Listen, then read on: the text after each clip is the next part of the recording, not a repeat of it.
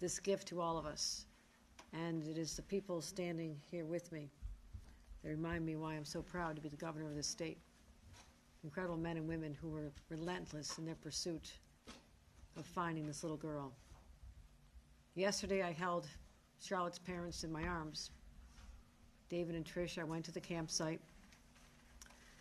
I saw the place that she had just been a joyful little girl the day before, riding her bike. Because I was on the road she rode her bike on, saw where she left it.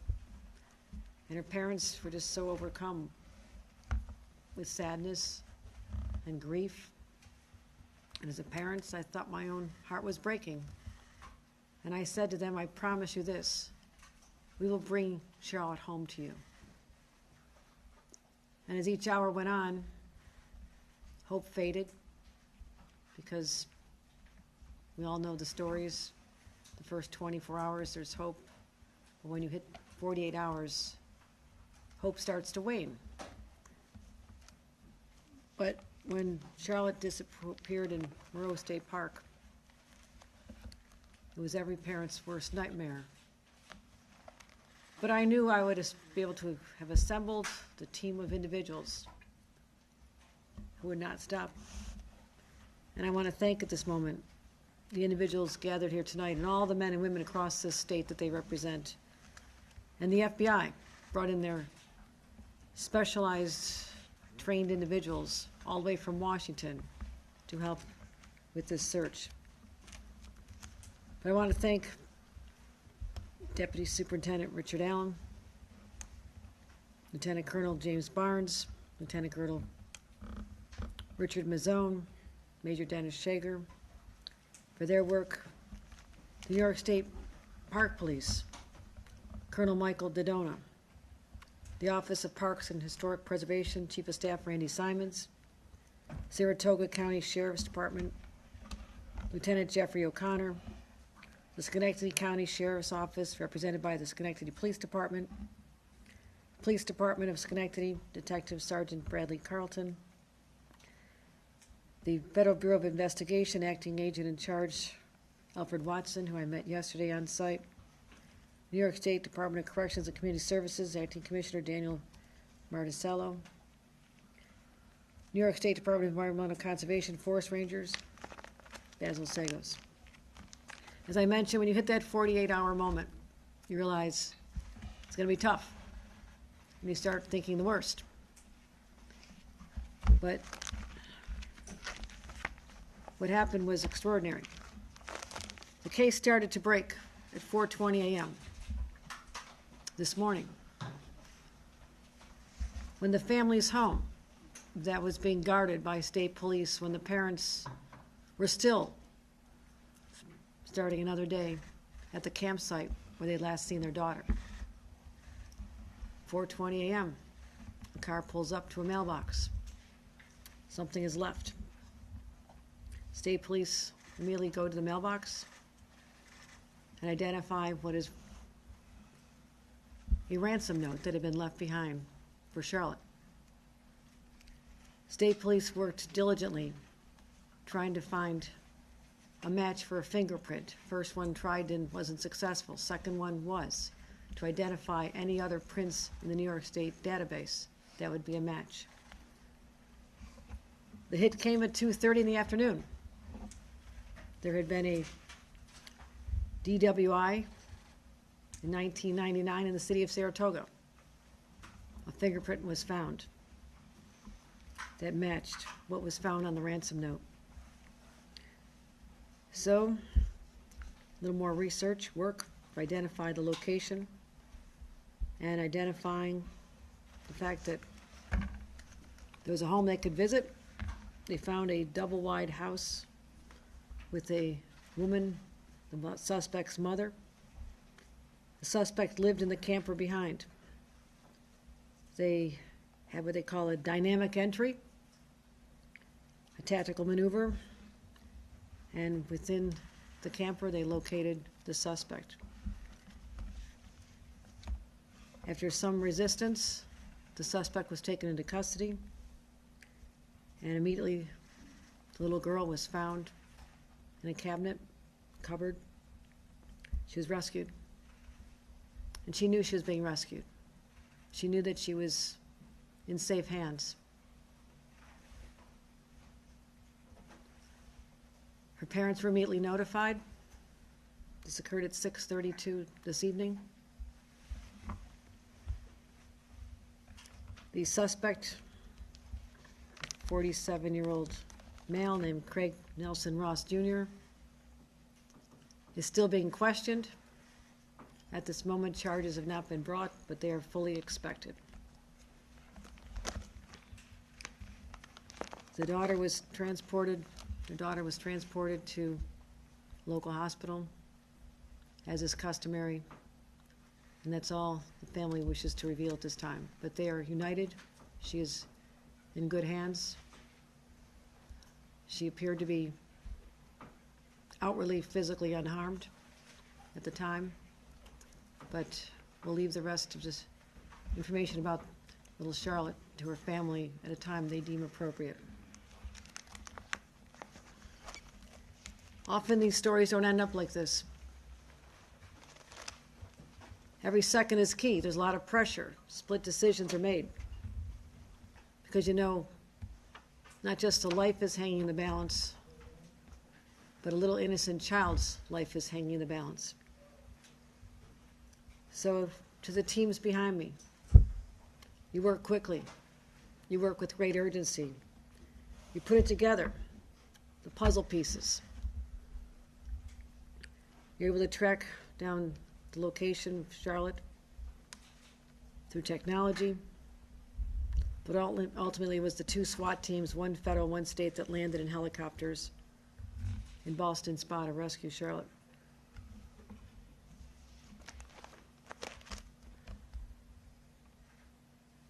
Still pretty overwhelming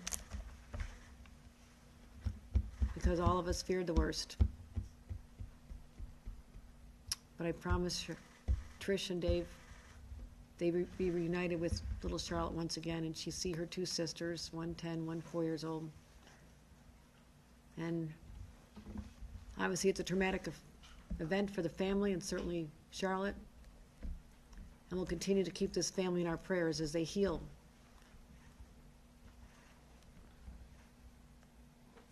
But she'll be going home. That's the story. Charlotte will be going home. That's all I have to say on the details. Certainly there'll be many more coming out with respect to the suspect and how that case will proceed. But I want to thank the media for their intense interest and the 400 volunteers who would not give up, 400 individuals from law enforcement, fire departments, city, county, state, and federal. It was an awesome sight to witness up at the state park yesterday. Everyone doing their job. But also, there are a lot of parents out there among the ranks. And everybody thinks, if it was my child, I would want everybody under the sun looking for them. And that's what this team did. So thank you. Thank you, everyone. Thank you. You brought Charlotte home. Any questions? What were Schenectady agencies involved in this case? Charlotte's uncle was a member of the police department in Schenectady, I understand. If that's not correct, someone correct me. Fire department. Was the suspect known to the family? It has not been determined that the suspect was known to the family. Was Charlotte randomly targeted, or did he know the family? That is what will be revealed after more extensive questioning. The vehicle registered to the suspect, the address in the database was 2 miles from Charlotte's home, but it is not known at this time whether he knew her or had her under surveillance for any length of time. Sean. Governor, can you say, you said a letter was delivered. Was it delivered by mail carrier or was it delivered by a third party? Do you have that information at this point? It appears that it was by the suspect himself, that he literally drove up to the family's mailbox, assuming they were not home, 4:20 in the morning, opens the mailbox and inserts the ransom note, leaving a critical piece of evidence behind his own fingerprint. And I would assume the car details were also taken into consideration at that point for the safety assessment. There was it happened very quickly. Obviously, it's dark, it's 4:20 in the morning, so it's hard to get a description of the vehicle. But there was some sense of the type of vehicle at the time when they left, so as they're piecing together all the evidence, it came together when they did the fingerprint match. It leads you to a name, it can lead you to a vehicle, and that's why we know that he had a home. His mother's home is where he was found. Again, double-wide trailer, mother lives there, double-wide home. He lives in a camper in the back, or at least he was there, but he also had his name registered to a vehicle, and the address was a home 2 miles from where Charlotte lived. And this just came out of nowhere, he just showed up at 4:30 in the morning? Apparently so. Tessa, anything? Have you spoken to Charlotte at all, or Charlotte's family, since she's been found? I've made a number of inquiries to the family. This is a traumatic time for them as they're going through, her health, taking care of her health right now, and I'll be speaking to the parents soon as I can. You said there was some resistance with the suspect. Can you elaborate a little bit more on that? When we made the dynamic entry into the residence, he did give our SWORD operators, our SWAT people, some resistance in there. He was taken into custody. He did suffer some very minor injuries, but it was relatively minor, nothing big on the scuffle. Great, thanks, everybody. I just want to say there's still a lot of searches underway. The home that he was registered to, a lot of information, and so you want to make sure that he's not connected with any other cases. So that's why it's still an ongoing investigation. But at this time, there's no evidence of that. At the end of the search, what was the extent, of the search in terms of the scope area that, investigators, searchers were looking at? I'll let you answer, Colonel. But Are you asking about at the There's park? six- The Or scope beyond the park, I've heard reports that it was beyond the park as well. the original scope of the ground search was within the park. The information we received that took us to Ballston Spa was obviously outside the park. We had no ground search operations going on outside the park other than leads we were running down that we were developing throughout the 2 days. Great, thank you. What's the letter say? We're not gonna disclose Takeaways that. from this massive search? What were some of the biggest takeaways from this search? Now that Good. it's wrapped up. I would say the biggest thing is you look at all these people behind us. It's cooperation of all the agencies. We don't work in silos. We have to work together to accomplish something like this. And you can never be too careful with your kids. Pay attention to where they're at, what they're doing. Things can happen in an instant. Charlotte was no more than probably 2/10 of a mile from where she was camping in a small area, and she was gone for her to ride her bike around that loop would take her about 4 minutes, 5 minutes. So you think they're safe doing that at 9 years old, but you just got to be cognizant and be paying attention to things around you, your surroundings all the time. These things happen in a hurry, and unfortunately today this ended in the right way. Will there be Any idea on the motive? Will there be any security protocols moving forward on the park? We'll be doing the after-action report to identify any areas where the state parks can make any improvements. But obviously, this is a very random incident, and basically anyone who comes in and out of that park will have come through a certain entryway. Their name is, they purchase a ticket, you have their name in a database, so that is why that's also helpful to identify who's in the park. So that's also, in a sense, a security measure, because we always know who's in the park. Did the suspect enter through the main gates? We don't know how how many You gates. mentioned 2 helicopters. Was the arrest affected by the helicopters, or was the ground? The arrest wasn't done by helicopter because of the seriousness of this incident. We brought in SWORD operators from throughout the state, and to expedite this, because obviously it was very time sensitive, we flew about 10 of our SWORD operators from downstate to be here to help with this entry. We normally operate about 6 or 8 people on a team. We had probably 20 SWORD operators make this entry with an FBI regional SWAT team. Tell them what the SWORD stands for. What SWORD stands for is our Special Operations Response Team. They are like most agencies have a SWAT team.